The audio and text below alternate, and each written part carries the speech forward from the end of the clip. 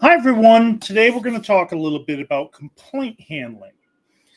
On one of the comments from our YouTube channel, we had a comment from somebody asking, after you have closed a complaint and you've done your investigation, you've closed your complaint, how do you make sure that you're tracking other things?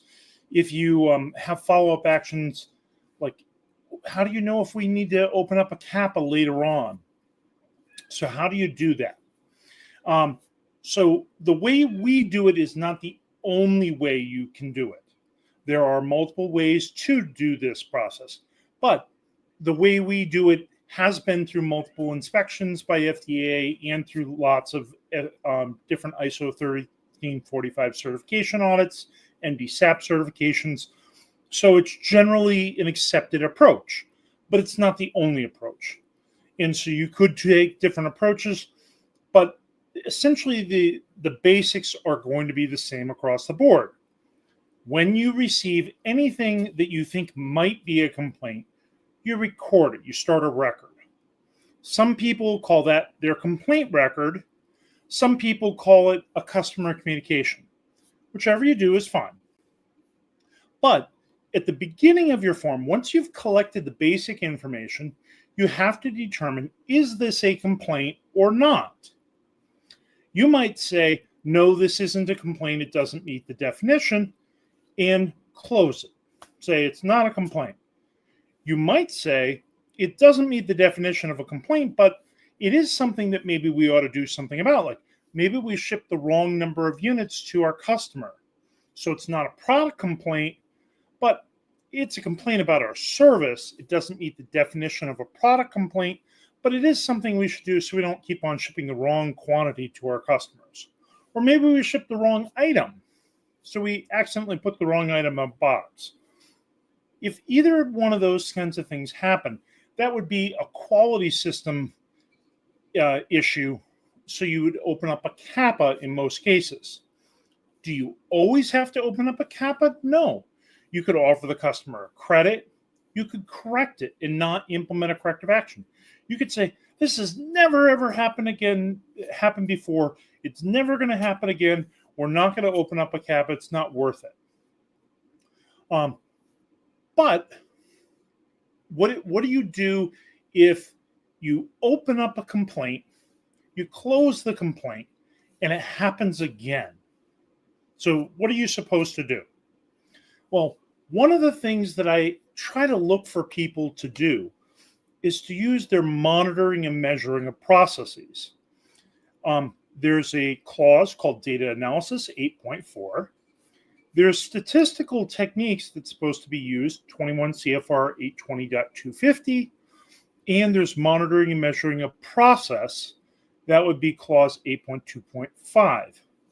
Those three areas, they're all asking you to monitor, measure, and analyze the data to figure out, is this something I should do something about?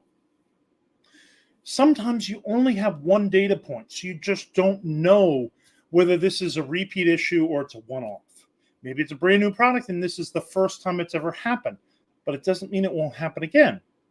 So when in doubt, the best thing to do is to monitor it again. So monitor that, look for it, tell people, from now on, I want you to start monitoring this. I want to see how often it happens. If it doesn't happen again for a year, we'll stop monitoring it. It was a one-off. But if it happens every month, now maybe we need to open up a CAPA for this. So if you see a trend, the trend data tells you we definitely need to open up a CAPA. The other way you could grow is you could say, I don't even need to monitor and measure this. I might monitor and measure this as an effectiveness check or on my way to an effectiveness check. But I think this is serious enough, there's enough risk here involved, that I want to open up a CAPA no matter what. So in that case, I open up a CAPA and I fix it, and I can use the monitoring measuring to say, this is how often it happened before the corrective action, and this is how often it happened after the corrective action. And there's usually a lag between the time I open up a CAPA or make the decision to and the time that it actually is implemented. So I should get some sort of trend data that gives me the before and after.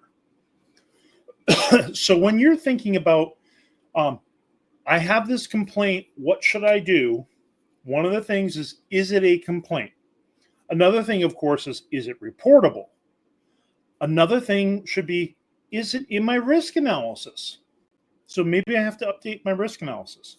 Another thing should be, is it identified as a warning or precaution in my instruction for use? Or am I making customers aware of this?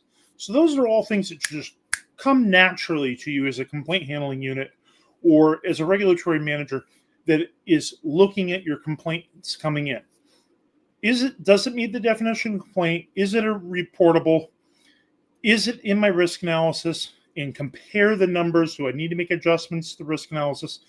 And is this something where I need to make any adjustments to my instruction for use? All those should just be boom, boom, boom in that order. But then the next thing should be, is this something we're monitoring and measuring as a process or something that we're going to flag as a quality objective? And if we identify that this is something we're not currently monitoring and measuring, then we probably ought to think about, at least for a while, monitoring and measuring and see if it happens more often. And then once we have identified how often it happens, how severely it occurs, then we can take some action according to the risks based on severity and occurrence. We might say we're going to open up a CAPA. Now we have baseline data, and we can compare that to the after the implementation to see if it's effective. But in your complaint record, you should be documenting all these things. Yes, I determine it needs a complaint. So that should be a determination you document in your complaint record. Yes, it's reportable or not. Yes, it's in my risk analysis. And this is the frequency in the risk analysis. And based on what little data I have, it doesn't look like it's increased or changed in severity or frequency.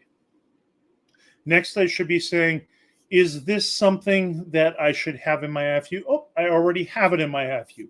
All those things should be documented in the complaint record. But you should also have, is this something that we need to monitor and measure? You might not have a blank for that, but that could be additional actions you take. And then, of course, are you going to open up a corrective action? If you're not going to open up a corrective action, there should be a reason for it. The best reason is because I already opened up a CAPA and you can reference that CAPA. Another reason was I opened up a CAPA, but the time when that CAPA took effect is slightly after when this occurred. So that the CAPA didn't have a chance to take effect yet. So those could be reasons why the CAPA wasn't effective. We don't need a new CAPA yet. So those are things I look at. You want to document, and you don't have to have the whole entire CAPA in your complaint record. You just have a cross-reference to the CAPA. You have a cross-reference to who's monitoring and measuring that, how often it's measured, something like that, or what quality objective it is. And if it's an MDR, you would reference that. If it's in your IFU, you might do a screen capture of that. Now that we have these modern computers, you just hit print screen, do a screen capture instead of worrying about how do I explain where that is, what page it's on. You can say what page. If you used outline format, you could say it's in section A1, but a screen capture works really well. So those are all things to think about. But every single person that is, and this is why I have a glass of water here ready. Whenever you open up a complaint, you have that sequence. Does it meet the definition of a complaint? Is it reportable? Is it in my risk analysis? Has the frequency changed or anything like that? Do I have it in my IFU? All those happen. And then you start asking, do I need to monitor and measure this, or are we already doing that? Do we need to open a CAPA, or do we already have one? And sometimes you miss it the first time. Sometimes you make a judgment call and you're wrong. The second time it comes around, like, we made a wrong decision. Obviously, it's going to happen more often than we thought. We're going to open up a CAPA, or we're going to monitor and measure it now. And you might go back to the old complaint and make an amendment or adjustment to that. Say, based on further information from this complaint record, we're deciding to open up a CAPA, and here's a reference to that CAPA, and attach that as an amendment to your original complaint record. So those are all things you can do. Will this come naturally to everybody out there? No. 25 years later in teaching this and auditing this, it just comes to me. But it should be part of the workflow of your complaint form. So give yourself a tool, your complaint form, and have your complaint procedure match your complaint form that questions you on all these things. It makes for a little longer form, but it makes sure you don't skip a step. And I like to also have a flow chart in my procedure that matches the steps and cells of the form. So you have a flow chart with the decision points in the flow chart. So that's my advice to you out there on for complaint investigations. If you've already completed, how do you handle the reoccurring issues? That's how to handle them. It's with monitoring and measuring to see how often it's reoccurring, see if the severity changes or stays the same, see if you need to update your risk analysis, see if you need to update your labeling, and see if a CAPA is required. Beyond that, you should be in really good shape. And you can look at this, you might have a different perspective when you look at it in a monthly view or as it occurs versus looking at it a quarterly view or an annual view in management reviews. So management reviews, that's why we do that. We review those complaints and we look and see, hey, is there something we missed that when we look at it at a much higher level, in much broader context, we realize, oh, we should have opened up a CAPA for that. And I hope that answers your question. It was a really great question in our YouTube channel. Thank you for asking. And I hope other people see this, share it with others, and maybe go into our comments and say, hey, I have a question. Why don't you do this as a video? Thank you very much and have a great weekend. Bye-bye.